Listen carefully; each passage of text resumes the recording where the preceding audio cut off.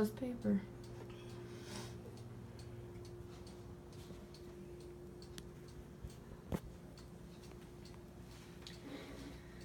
Okay.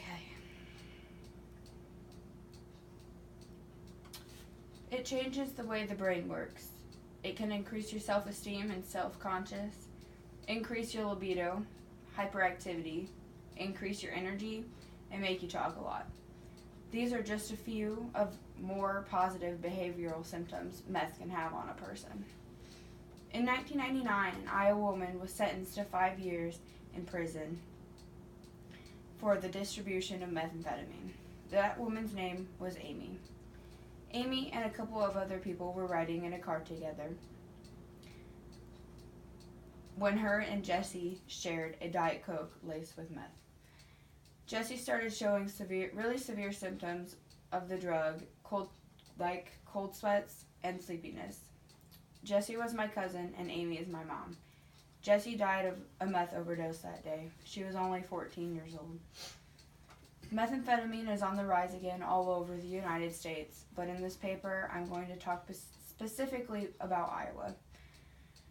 Seeing what my mom has been through while using meth is the reason why I don't understand why people would ever want to use this drug. From witnessing this at such a young age and watching my mom relapse, I want to raise awareness that an addiction can become a disease. Like I stated earlier, meth is making a comeback in Iowa. According to IDPH, in 2014, meth is in the top 3 drug choices in Iowa, alcohol being first and marijuana being second. Also in 2014, according to the Iowa DOT, the number of people killed in an automobile accident that tested positive for meth was 11, with marijuana being first again with 15, which doesn't seem like a lot, but can be prevented if people would stay off the drugs. In 2011, IDHP reported that out of Iowa's workplace, 15.8% of drug tests were positive for meth and 59% for marijuana. According to drughouse.com, the meth industry is a billion-dollar industry. In 2010, meth sales brought in $13 billion, which is down from the high of $23 billion in 2005, but is still a lot of money. Now that we've seen the extent of the problem, we can explore some of its causes. One of the causes is genetics. People with a first-degree relative, like a parent or sibling, who are addicted to the drug have a higher possibility of becoming addicted as well.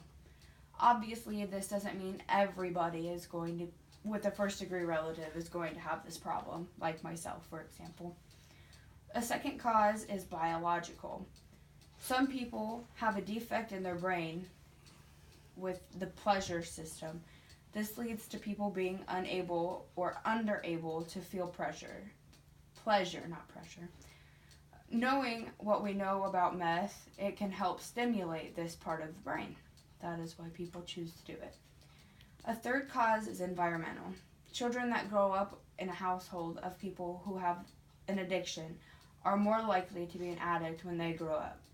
Also, people that become addicted to drugs at a younger age are more likely to become addicted to harder drugs later in life, like meth or heroin. A fourth cause is psychological. Some people who use meth are using it to cover up an underlying mental illness of some kind. These people fear getting the help they need to cope with this illness, so this is an alternative way. The extent of the problem is clear, so too are some of its major causes. Here are some steps that we can take to help fix the problem. There aren't really any steps that we can take to solve the problem altogether, but there are ways to make younger generations stay off the drug and help people that are already addicted. First, we need to reach out to more schools and tell them about all the problems drugs can have in their life. Reaching out to more schools with a younger population of kids until they graduate might help make things a little more clear to help them make smarter decisions when it comes to using drugs. Second, we need to offer more help to people. I think people fear coming forward about their addiction that want help because they're going to get into trouble, or even being, like, can't think of the word. Incarcerated? No, a disappointment to their families and friends. Making people stay at a rehab center to get help helps them a lot, in my opinion. But if they would stay for a longer period of time, they can get better help with staying clean.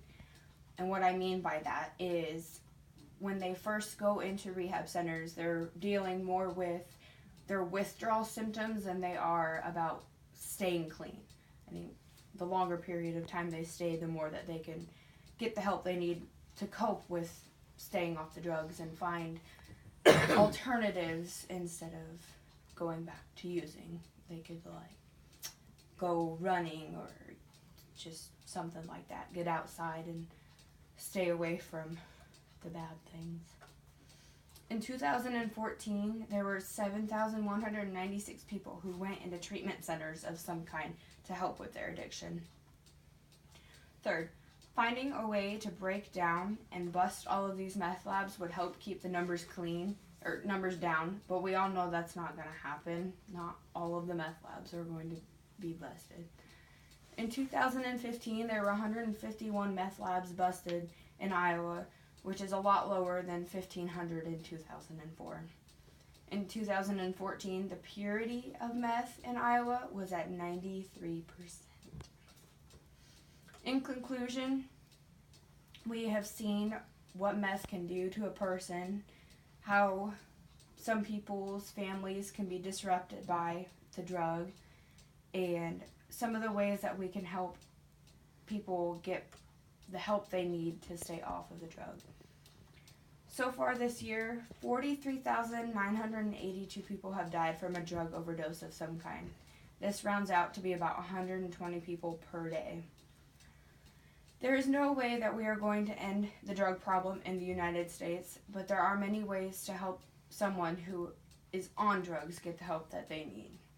If you think someone you love is on drugs, educate yourself before you take it upon yourself to confront them about it.